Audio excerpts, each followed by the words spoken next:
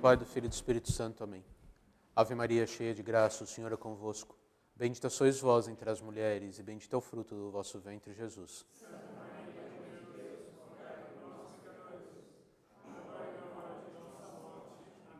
Auxílio dos cristãos. Nossa Senhora do Perpétuo Socorro. Em nome do Pai, do Filho e do Espírito Santo. Então, não sei quanto tempo eu já dei essa aula, mas peço paciência se alguém já não aguenta mais falar da teogonia. Então, essa aula, esse tema, a teogonia, o livro, a teogonia, foi escrita por Hesíodo. Isso é provavelmente a primeira grande obra e provavelmente a que junta toda a mitologia. É sem dúvida a primeira grande obra escrita sobre mitologia e dos gregos também, em geral. Mas alguns dizem que foi Hesíodo que montou a mitologia grega com a teogonia. Na verdade, não foi ele que inventou. Já havia muitas... as histórias eram contadas, só que de forma oral, e ele juntou tudo. Ele era um poeta, ele era camponês, ele juntou tudo e fez o livro, a teogonia. Então, como eu falei, ele era um camponês e poeta, né, do século VIII a.C. Então faz muito, muito tempo mesmo. Então ele nasceu perto do Monte Helicon, né? Coincidência? Coincidência porque é o Monte das Musas.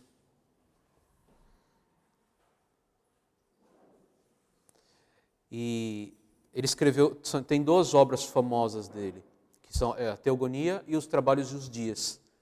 Que no Trabalhos e os Dias ele conta sobre uma disputa com o irmão dele. Mas aqui a gente vai se ficar na Teogonia mesmo, que ele fala da origem dos deuses. Então,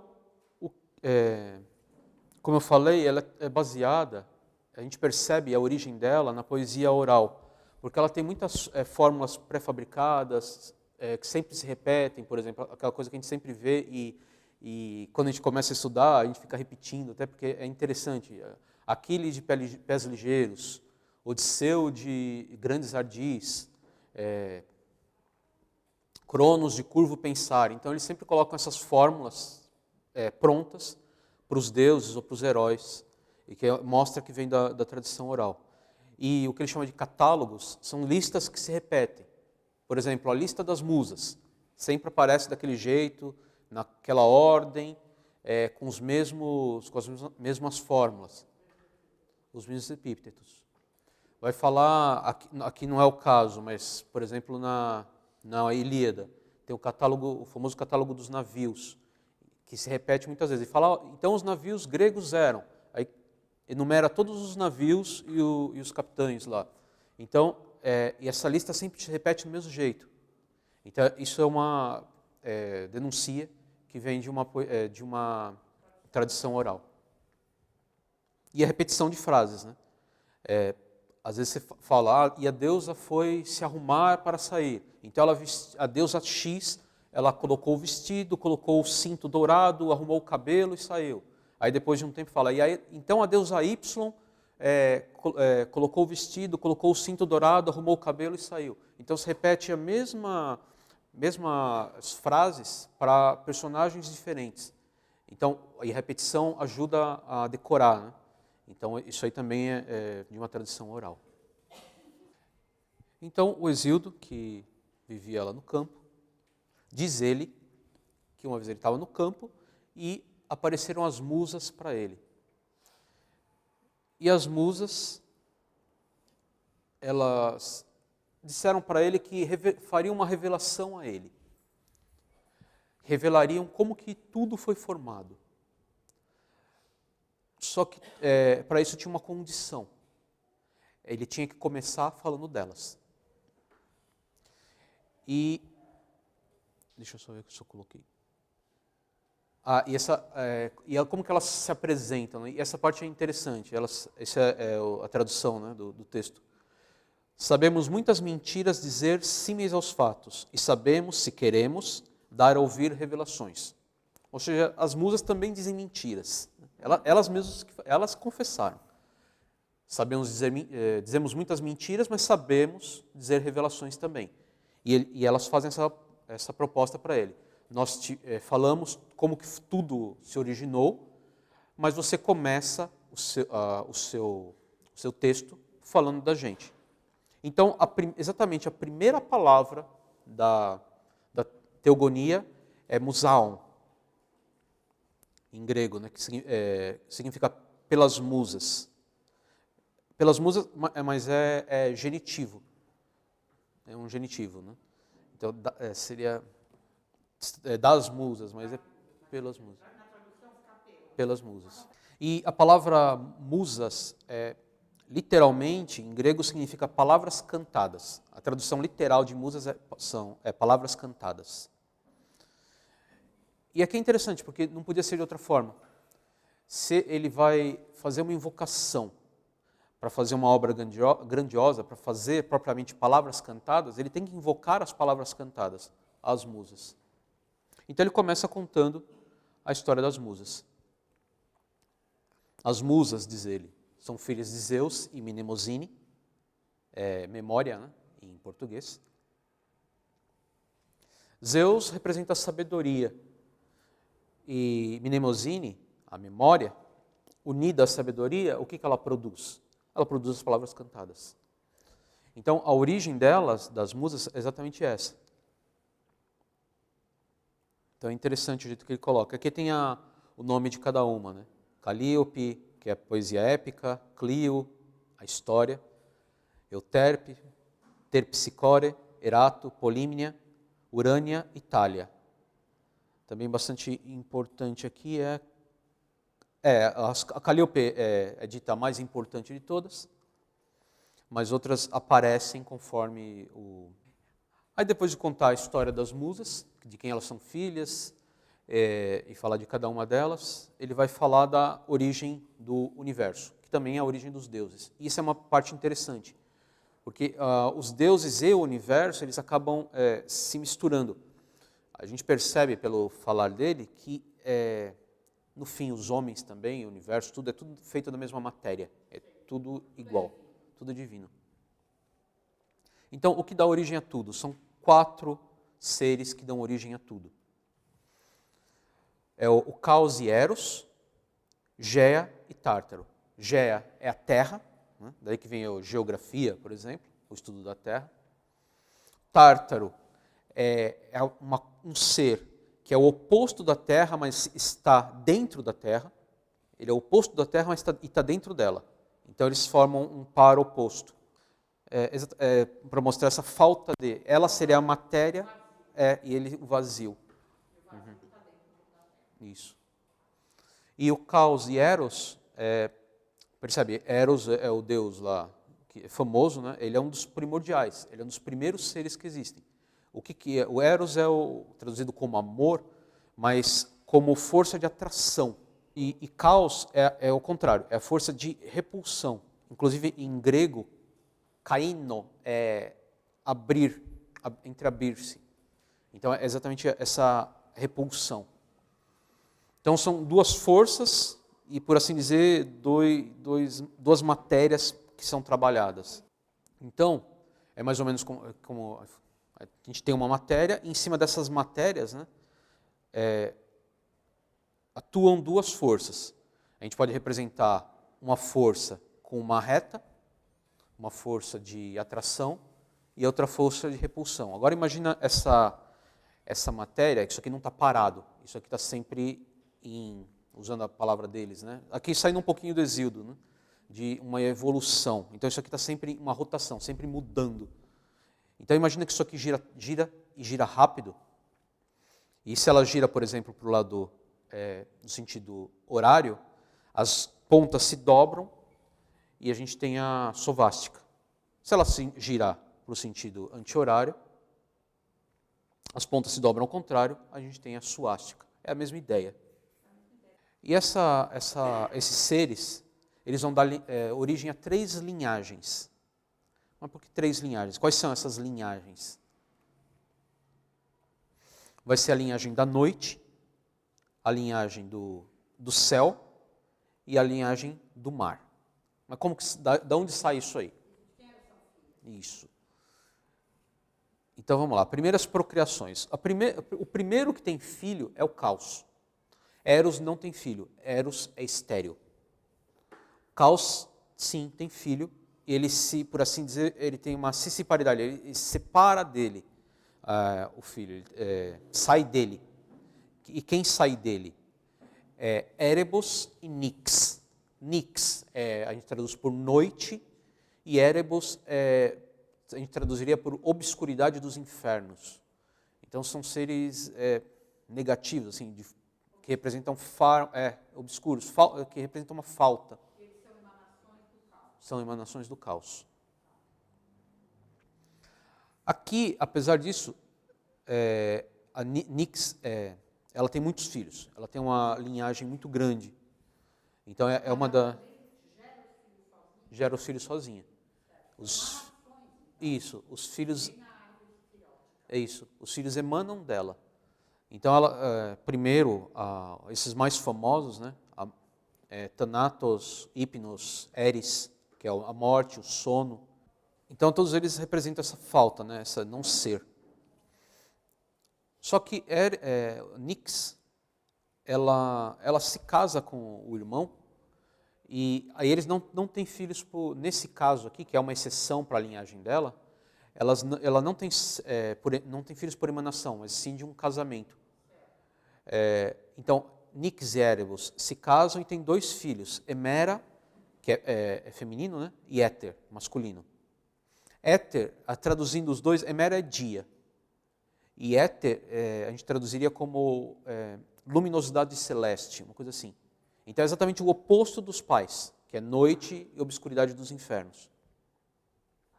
Então esses filhos que são gerados dessa forma são o contrário, que não são emanações, né? Então a gente vê esses opostos aí também como o yin yang, onde um contém o outro. E depois, então essa aqui, aqui eu não vou falar de todos os filhos, né, mas todos os filhos da noite, todos os males, todos são filhos da noite. Então são uma multidão que emana dela, normalmente todos os males, e não vale a pena falar aqui. E depois a outra prole interessante é a terra, a Gea. Gea, que eu falei que lá aparece como a linhagem do céu. Mas por que linhagem do céu se vem de Gea? Porque Gea, ela faz a primeira emanação. Ela emana um ser igual a ela, só que oposto. Que é exatamente os Uranos, o céu. Então, o céu e a terra, inicialmente eles estão unidos, e um é oposto ao outro, e são iguais. E eles vão ter filhos. Eles vão se casar e vão ter filhos. Então eles geram, e ela também gera filhos por emanação, né? Sem ser no casamento. Ela gera as montanhas, os mares, todos os relevos são filhos da terra, por assim dizer, por emanação. E de Uranos, ela tem os titãs e as titânidas, os ciclopes e os ecantoquiros. Os titãs, o oceano em grego significa redondo, então, e oceano, a tradução seria um rio circular. O que é um rio circular? É um rio que cai nele mesmo. Então é um ato contínuo, um ciclo eterno. Então esse é o mais velho deles. Oceano, depois Koios, Crios, Hyperion, Iapeto, e o caçula, Cronos. E as titânidas, Theia, Rhea, Temis, Mnemosine, Febe e Tétis. Os ciclopes são seres gigantescos que têm um olho só no meio da testa. E depois, por fim, os ecantoquiros, que também, ecanto é 100, né? E quiro é mão. São seres que tinham 100 mãos, uma centena de mãos, cada um. Então eram também 3 ciclopes, 3 ecantoquiros. Eu não sei se eu coloquei o nome deles aqui, mas eles vão aparecer depois eu falo o nome deles. Depois eles aparecem na história ainda. Então, o que acontecia? Então, ele teve vários filhos, né, Uranos, só que a Géia, a mãe, né, estava desgostosa com o que estava acontecendo, porque toda vez que nascia um filho, o Uranos pegava e escondia eles na terra, no Tártaro, propriamente, dentro da terra. Então, eles não tinham liberdade, eles estavam lá presos. Todos eles, todos os titãs, os ciclopes, os decantoquíros, as cistânidas, estavam sempre lá. Ele nascia, ele escondia. Então, quando estava com esses filhos, ela fez um plano, ela queria libertar os filhos, e ela pediu ajuda para os filhos. Então ela falou, eu tenho um plano, mas quem me ajuda? E ninguém queria ajudar. Quem apareceu para ajudar é o mais atrevido, que normalmente é o caçula. Então o caçula falou, eu ajudo, Cronos, né? Eu faço o plano. O plano, dá para entender por que eles não queriam ajudar, porque tinha que atacar o próprio pai. Então eles tinham um certo escrúpulo também. Então ela faz a Géia, ela molda uma foice de aço. Isso é interessante falar, a gente está no século VIII a.C., o Hesíodo fala do aço, então eles tinham conhecimento do aço. Então, inclusive ele fala o aço grisalho, dá até a cor, né, do aço. Então eles já tinham conhecimento do aço ali. E com outras lendas a gente consegue perceber também que eles já sabiam. E mesmo que eles faziam, porque nessa época eles ainda produziam armas de bronze. Mas eles já conheciam de alguma forma o aço. Uhum. Então ele fica de tocaia com a foice, e quando o céu aparece, quando o céu Uranos, né? Uranos é céu, quando Uranos aparece, ele ataca o Uranos e mutila Uranos. Uranos fica estéril. Então, nesse momento, o céu e a terra, que eram unidos, eles se separam. Ele pega, então, as partes mutiladas e joga longe. Cronos, né? Ele joga essas partes e liberta os irmãos. Liberta os irmãos, os titãs e as titânidas, mas ele mantém preso os ciclopes e os hecantoquíros. Ele não liberta os outros irmãos, só os primeiros, os mais próximos. E como eu falei, das partes que foram arremessadas longe, aquele sangue que derrama, ele também vai gerar outros seres. O sangue vai cair na terra, vai cair na Géia, né? E vai gerar as eríneas, os gigantes, e as ninfas, e por fim, Afrodite. Então Afrodite, ela nasce aqui. Uma parte caiu no mar, as partes por fim caíram no mar, e da espuma do mar nasce Afrodite. Tem o retrato famoso lá do Botticelli. Ela nascendo. É exatamente essa parte da lenda. Ela nasce do Uranos. Então ela é uma deusa anterior aos Olímpicos. Agora, as eríneas, o que são as eríneas? Aqui é interessante. As eríneas, elas são deusas vingadoras. O que elas fazem? Se alguém derrama sangue paternal, qualquer sangue, mas principalmente sangue paternal ou sangue de parentes, elas atuam com mais força ainda. E elas ficam atuando em cima da pessoa, fazendo com que a pessoa às vezes chegue à loucura por ter derramado sangue de parente. Isso foi isso que aconteceu com o Cronos também. Ele ficou sempre perturbado pelo sangue paterno que ele derrubou, que é um análogo ao remorso, né? As eríneas representam esse remorso. Então, só que isso provocou nele também uma desconfiança. Fala, se eu fiz isso com meu pai, o que vão fazer comigo? O que meus filhos vão fazer comigo? Então, vamos lá. Aqui é a representação do Cronos, né? O Cronos é representado muitas vezes como a morte, Ele carrega a foice. Ele é o tempo. Ele carrega a foice e na outra mão tem uma ampulheta. Não sei se dá para ver. Então ele é o tempo. Ele não se escreve, Cronos não se escreve, a tradução direta não seria, apesar de ter o som parecido, não é o Cronos de tempo em grego. O Cronos do tempo se escreve com capa e o dele se escreve com ki. Mas é para dar o mesmo sentido. Só muda um pouquinho, a sonoridade fica um pouco mais longo. Mas é para fazer referência ao tempo. Dá para entender porque o tempo mata os filhos, que é o que vai falar. Isso é mais fácil, porque e é isso que ele vai fazer. Ele vai se casar com a irmã, Réa, e como eu falei, ele perturbado pelas Iríneas, com remorso do que ele fez com o pai e com medo de que fizesse a mesma coisa com ele acaba devorando os filhos. Aqui a gente tem exatamente a imagem do tempo, né? O tempo devora os seus filhos. Então, que é o que, por assim dizer, acontece, né? A gente vai sendo devorado pelo tempo.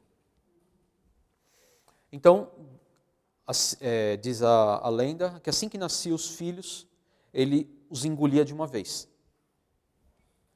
Nasceu aqui 5 filhos, Hestia era Deméter, Hades e Poseidon. E ele os engoliu, um a um, foi engolindo. Réa estava grávida do 6º filho e angustiada com a situação. E ela não sabia o que fazer. Obviamente, ela não queria que o filho fosse devorado. Então, assim que está perto de devorar, ela procura ajuda e aconselham ela, assim que o filho nascer, ela escondeu o filho. Então, ela faz isso. E ela pega uma pedra, embrulha como se fosse o filho, e quando o Cronos chega, ele pega aquela pedra embrulhada e devora a pedra. E acha que devorou o filho. Mas o filho é exatamente Zeus, que é o último, que é o caçula aqui dos 6, que vão ser os olímpicos, né, no futuro. Comentei. E aqui o Zeus, ele vai sendo criado de forma oculta. Ele vai crescendo, e ele vai montando um exército a favor dele para derrubar o Cronos, o pai. Então, ele monta todo um exército. Aqui entre os titãs vão tendo filhos também, os outros titãs se casam, vão tendo os filhos, tem outras linhagens também, que a gente não entrou na linhagem do mar, mas aqui também o mar é um dos filhos da terra, né? Ele tem uma linhagem própria, bastante grande. É que aqui as histórias vão acontecendo em paralelo, né? Mas aqui tem já vários deuses, então, e os deuses se dividem, nem todos os titãs são favoráveis a Cronos, então alguns ficam a favor de Zeus, mesmo filhos de titãs ficam a favor de Zeus. Zeus tem uma primeira esposa chamada Metis.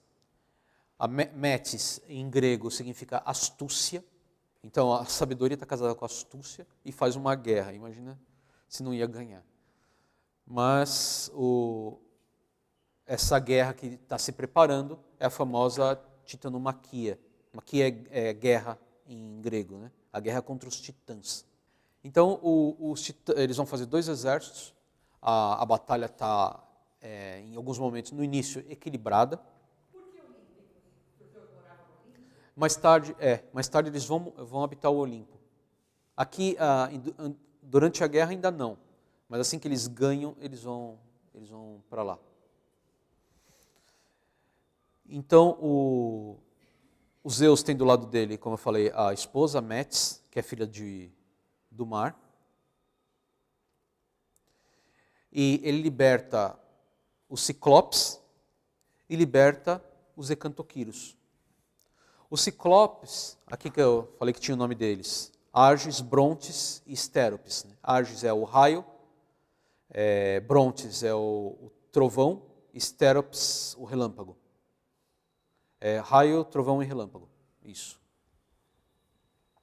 E os ecantoquiros, que são Briareus, Cotos e Giges. Os ciclopes eles vão ter um papel bastante importante, porque eles têm bastante prática na forja. Então eles fazem as armas, que vão ser as armas dos deuses, eles vão produzir o raio de Zeus, o tridente de Poseidon e o capacete de Hades, e que eles vão usar muito nessa batalha. Então vai dar muita vantagem para eles. E os ecantoquiros, eles vão colocar um ritmo tão frenético na luta que os titãs não vão conseguir acompanhar. Porque imagina um gigante de 100 mãos, abaixando, pegando 100 pedras e jogando sem parar. Então, é isso que conta a lenda, né? Imagina aqui pensando na formação do mundo, como que era o mundo naquela época, né? Lava, vulcões e coisas sendo arremessadas, é uma imagem bastante interessante, pensar assim, né? Porque ele está falando da formação também do universo, né? Formação da Terra. Onde ele ouviu isso? Então, os titãs eles vão ser derrotados, eles não vão aguentar o peso da batalha e vão ser colocados no Tártaro. Agora são eles que vão para o Tártaro. Não todos. Oceano, por exemplo, ficou neutro. Outros ficaram a favor. Oceano vai estar, então, libertado. Cronos vai para o Tártaro. Mais tarde ele vai ser libertado também. Mas, por enquanto, eles vão para o Tártaro e os ciclopes vão trabalhar para os deuses e os ecantoquiros vão ser os guardas do Tártaro, se guardando os titãs lá para que eles não fujam.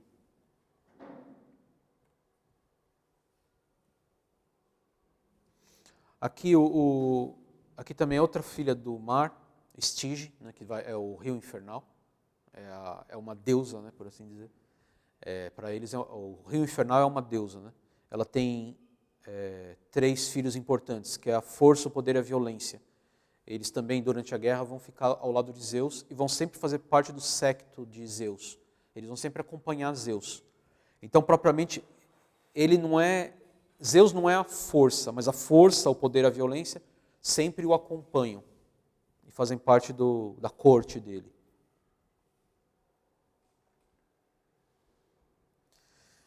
E depois da vitória, agora vamos organizar tudo. Agora o mundo é nosso, agora quem manda é Zeus e ele quer deixar tudo organizadinho, deixar cada um com uma função. Então ele começa a distribuir os papéis. Primeiro ele divide o mundo. Zeus mesmo vai ficar com o domínio dos ares, Poseidon vai ficar com o domínio do mar e Hades vai ficar com o domínio dos infernos, os mundos inferiores. A terra vai se dividir entre todos os deuses. Nenhum deus vai dominar ele sozinho a terra, né? Então Zeus organiza tudo, coloca tudo em ordem, fala: Afrodite vai ser a deusa do amor, Ares vai ser o deus da guerra. Então cada um vai dar um papel para cada um. É aqui que os papéis são distribuídos. Aqui que o deus se torna o deus da guerra, o deus do amor, o deus do não sei o quê. É nesse momento. Prometeus é o Deus que vai organizar o sacrifício. Ele vai ensinar os homens a fazer sacrifício aos deuses. Homens, mas eu não falei de homens ainda. Prometeus foi o criador dos homens. Diz a lenda grega que Prometeus fez os homens, a partir do barro. Também não sei de onde eles ouviram isso, né? Parece que todo mundo tem o mesmo pai que contava as histórias. Então, Prometeus fez o homem a partir do barro, deu vida para eles, ensinou eles a fazerem muitas coisas, inclusive usar o fogo. Então os homens usavam fogo dado por Prometeu. E agora Prometeu tinha que ensinar eles a fazer sacrifício aos deuses. Então Prometeus, que gostava muito dos homens, falou: vem cá, eu vou ensinar vocês a fazerem sacrifício. Quando vocês forem fazer sacrifício para Zeus, vocês façam assim. Vocês pegam o boi, matam o boi e separam as carnes. Aqui você coloca o filé mignon, a picanha, o contrafilé, a maminha, tudo num monte aqui. Aí esse monte que você colocou, todas as carnes boas, você pega as entranhas, as vísceras, e coloca por cima. Cobre elas tudo com as vísceras, com as peles, coloca tudo isso aqui em cima e tampa as carnes. Aqui nesse outro monte, você pega todos os ossos, o casco, coloca tudo aqui e cobre com gordura. Deixa bem bonito, deixa bem lisinho, tudo brilhando. Aí você fala, aí a gente chamou Zeus e manda ele escolher. Então foi o que eles fizeram. Falaram, Zeus, qual monte você quer? Aí tinha o monte feio e o monte bonito. Qual que Zeus escolheu? O monte bonito. Foi indo lá no monte com gordura, toda bonita. Diz a lenda, ele sabendo das artimanhas dos homens, ele ficou com muita raiva, mas ele escolheu o monte que tinha os ossos e a gordura. E falou, e a partir de agora vai ser assim. Se você tentar me enganar, os deuses não precisam de carne. Para que a gente quer isso? Então, toda vez vocês vão fazer isso. Vocês vão separar do jeito que vocês fizeram e queimar essa parte que vai se transformar num aroma agradável e o aroma vai subir aos deuses. Nós não precisamos de comida. E sempre vai ser assim agora. Mas por que vocês tentaram nos enganar? Vocês vão ficar sem fogo. E tirou o fogo dos homens.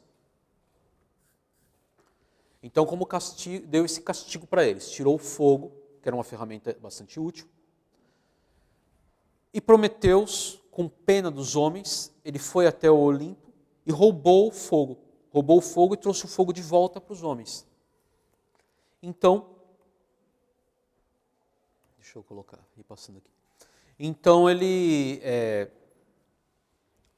Zeus viu isso e falou, então o castigo tem que ser maior.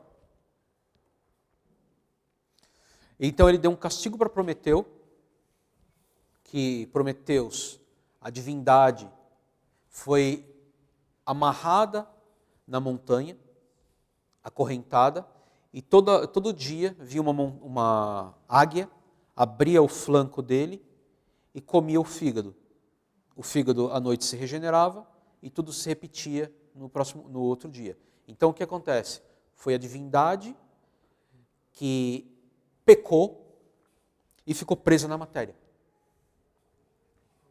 Então Prometeus é o símbolo disso, é a divindade que está presa na matéria, presa na rocha. Mais tarde, muitos anos depois, Prometeus vai ser libertado por Hércules, né? Só que Zeus permite com uma condição, que ele pode ser libertado da montanha, mas ele tem sempre que usar um anel com a pedra da montanha, para mostrar que ele continua preso na matéria, na rocha, né? Então ele permite que Prometeus saia da montanha, mas um pedaço da montanha continua nele. Então esse foi o castigo de Prometeus. E tinha o castigo também para os homens. Qual foi o castigo para os homens? Os deuses, então, fizeram uma mulher. Eles fizeram os deuses pagãos, né? E aqui toda essa questão de gnose que fica clara, né? O castigo tinha que ser a mulher, né? Então, eles fazem a mulher e chamam ela de Pandora, porque cada deus dá para ela um dom. Pandora significa todos os dons. Então, eles fazem ela, que ela tem uma aparência muito bonita, ela parece uma deusa, e oferecem ela em casamento para o irmão de Prometeus, Epimeteu. Que Prometeu significa, o nome dele significa aquele que vê antes, e Epimeteu significa o que vê depois. Ou seja, por isso que ele casou. Depois ele entendeu tudo, mas depois.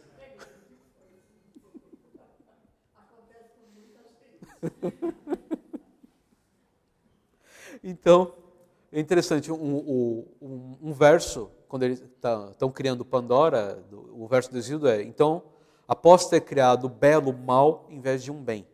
Criou o belo mal, criou Pandora, né? Como uma bela mulher, só que ela era má. E qual era a maldade dela? Ela era mulher, não tem outra maldade. Então ela se casou com Epimeteu, e a partir disso, toda a geração de homens vai vir daí. E aí Pandora vai receber vários presentes de casamento. O castigo não terminou aí.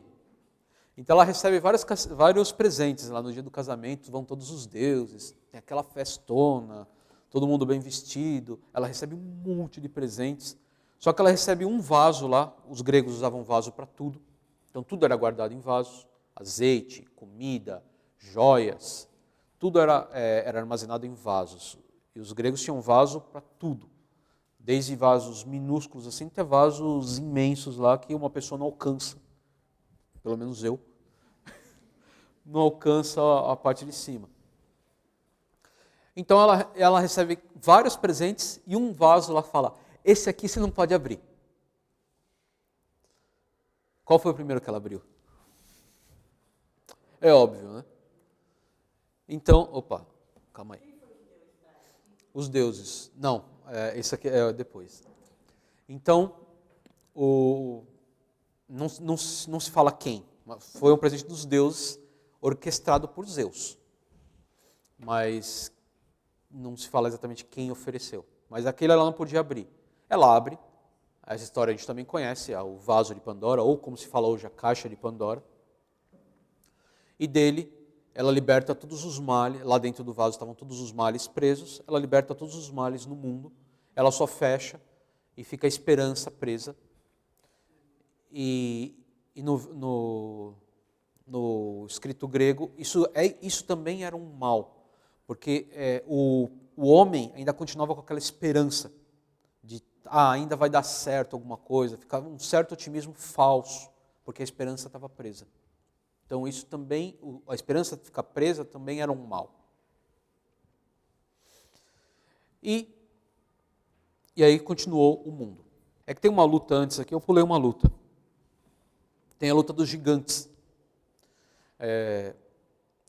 Lembra que o sangue de Cronos que caiu, geraram vários seres, um deles era os gigantes. Eles não nasceram imediatamente, eles foram se gerando e a terra, Géia, os guardou. Ela ainda estava desgostosa, porque os filhos dela ainda estavam presos no Tártaro, que eram os outros titãs. Ela não queria que eles ficassem presos, mesmo sendo os iniciais lá que também prenderam os outros. Ela queria que todos ficassem bem. Então ela incitou esses gigantes contra os deuses, e também teve uma grande luta. Esses gigantes, eles eram seres enormes, né? Aí é tautológico falar, né, que o gigante era enorme, mas... Então assim que eles foram atacar os deuses, se diz que foi um susto geral, porque eles arremessavam montanhas inteiras contra os deuses. Então os deuses tiveram que se juntar, porque eles não eram capazes de derrotar os gigantes sozinhos. Os gigantes, eles tinham uma característica interessante. Eles não podiam ser mortos por um deus, nem por um homem. Eles só podiam ser mortos se tivesse um ataque combinado de deuses e mortais.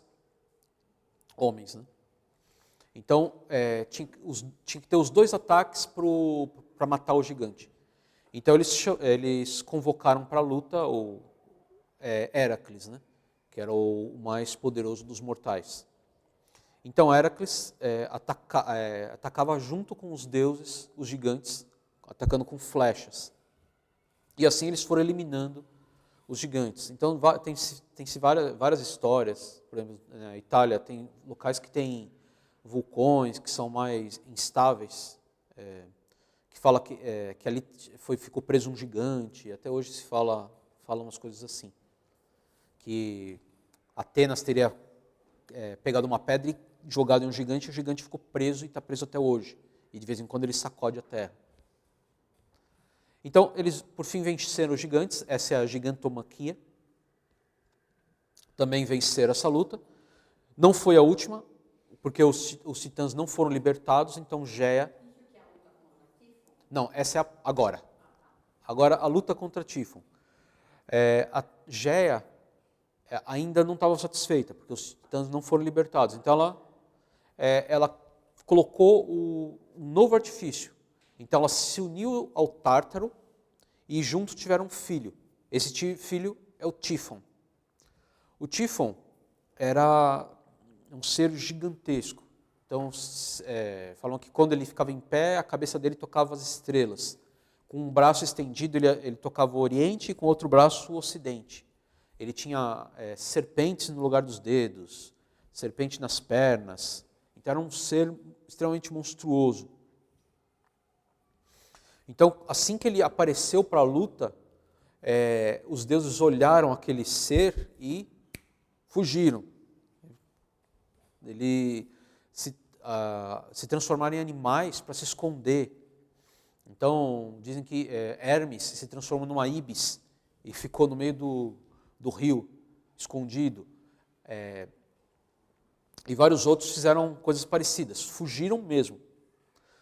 Só 2 deuses foram enfrentar o Tífon, que foi Zeus e Atenas. Então, os 2 foram atacar o Tífon, numa luta corpo a corpo, Zeus na frente. Zeus ele foi atacado e Tífon Zeus estava usando a foice de Cronos para atacar. Então Tífon roubou a foice dele e cortou os tendões de Zeus, aí ele não conseguia mais se mexer. Então ele pegou esses tendões e escondeu. E Zeus ficou fora de combate. Então Atenas fugiu e começou a organizar um contra-ataque. Então aí os deuses tiveram que vencer por astúcia.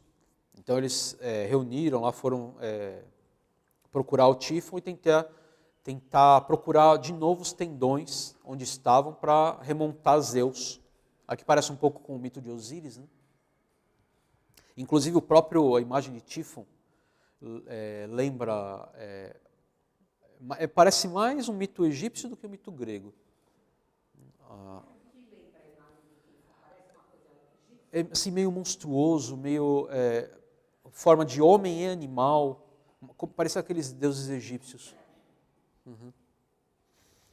Então, enquanto isso, o Tífon ficou passeando pela terra e ele vai dar origem a todos os monstros que se tem notícia na mitologia. O leão de Nemeia, Orto, o cão Cerberus, né?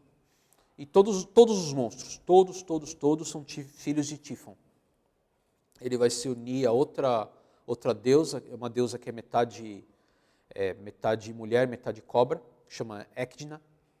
E a partir deles, todos os monstros são filhos. Então o Hermes ele vai se fingir de camponês junto com Pan. Ele vai enganar o Tífon tocando flauta. Enquanto ele dorme, eles conseguem recuperar os tendões. Zeus é remontado lá, eles montam de novo os tendões em Zeus. Aí ele vai atacar e ao invés de usar a foice, como ele usou da primeira vez, num combate corpo a corpo, ele vai atacar de longe, usando o raio. E aí sim ele vai dar fim ao Tífon e vai enterrar ele onde hoje seria a Itália, a Magna Grécia da época, né? Então, também hoje tem local lá que se fala que o Tífon está enterrado lá. Tem uns locais que joga uma pedra no chão e faz um som oco, que parece que tem umas cavernas submarinas e dizem que o Tífon está lá. É um local vulcânico. Então agora eles são senhores absolutos do mundo. Eles venceram todos os inimigos, os olímpicos, né? Zeus e os irmãos. Está tudo organizado. E o Hesíodo começa a falar de como foram os casamentos de Zeus. Ele teve vários casamentos mesmo. Então, o primeiro casamento foi com Metis, que é filha de Oceano. Eu tinha dito mar, mas é Oceano. Então, a primeira esposa, ele engoliu. Por quê? Porque alguém apareceu e falou que ele teria dois filhos com Metis. Uma filha e depois um filho que seria mais poderoso que ele. Então, quando ela estava grávida, ele não esperou nem a primeira filha nascer, ele engoliu. E mais tarde, Atenas, né, vai nascer da cabeça dele. E diz aqui o Hesíodo que, mas Zeus engoliu-a, antes ventre abaixo, para que a deusa lhe indicasse o bem e o mal. Então, a partir do momento que Zeus, a sabedoria, engole a astúcia, ele fica conhecedor do bem e do mal. O segundo casamento foi com Temis, a lei. Essa aqui também é uma titânida. E se eu junto a sabedoria e a lei, o que eu tenho? Eu tenho toda essa organização das coisas. Eu tenho as horas, a equidade, a justiça, a paz e as partes, as moiras. O que são as moiras? Vocês já viram aquelas figuras mitológicas que definem o destino dos homens, que elas são representadas por mulheres tecendo. Isso. Então uma tece, a outra fia e a última corta, representando a morte. Então essas são as moiras, ou as partes em português. São filhas de Zeus e de Temis, a lei. Então tem toda essa organização, né? Por fim não. O terceiro casamento, ele casa com Eurínome, que é essa sim filha do mar, e ele tem as graças. As graças são famosas também, principalmente no Renascimento, elas são muito pintadas, as 3 graças. Quarto casamento, ele casa com Deméter e tem a Perséfone. Deméter isso. Deméter é a terra cultivada, a deusa da agricultura. Então, é aquela que alimenta os homens. E Perséfone, que é filha de Deméter e Zeus, ela vai ser raptada por Hades. Então, ela vai fazer essa ligação entre a terra que alimenta os homens e depois os infernos, para onde vão os homens após a morte. Porque todos os homens, segundo os gregos, nascem, crescem, morrem e vão para o inferno. Assim diziam os gregos, e era verdade. Depois ele casa com Mnemosine, que ele retoma, falando de novo das musas. Aqui a sabedoria e a memória se unem e tem as palavras cantadas. Outro casamento, o sexto, é com Leto, também famoso, onde ele vai ter como filhos Apolo e Ártemis. Ártemis, a Diana romana, né? E depois a esposa oficial dele, que esse vai ser apesar de ser todos casamentos, esse vai ser o casamento oficial, que é com Hera, que aí ele tem também alguns filhos, por exemplo, Ares, Hebe e Lícia, mas não é o último. Ele tem, na verdade, casamentos é o último, mas ele tem depois vários outros casos com várias mulheres, onde ele tem vários filhos que vão dar origem a heróis. O próprio caso do Héracles, é isso. Perseus, Dionísio, são todos filhos fora desses casamentos. São todos semideuses. Então ele vai ter vários outros casos também com mulheres mortais, que não são contados aqui. Aí ele continua só falando desses filhos, ele vai terminar falando ele vai falar de Circe, que nasce de um desses casamentos, Calíope, e Calíope tem filhos com Odisseu, e termina aí. Ele fala por fim, desses últimos semideuses, e aí termina a teogonia. Que eu peguei dessa versão, que é o estudo de Jato Rano. Eu não sei se é uma sigla ou é o nome dele mesmo, Já. É João? Uhum. Eu achei estranho, estava escrito assim, com J, A minúsculo, A minúsculo. Por isso que eu coloquei assim. Mas é isso. Dúvidas? Em nome do Pai, do Filho e do Espírito Santo. Amém. Ave Maria, cheia de graça, o Senhor é convosco. Bendita sois vós entre as mulheres, e bendito é o fruto do vosso ventre, Jesus.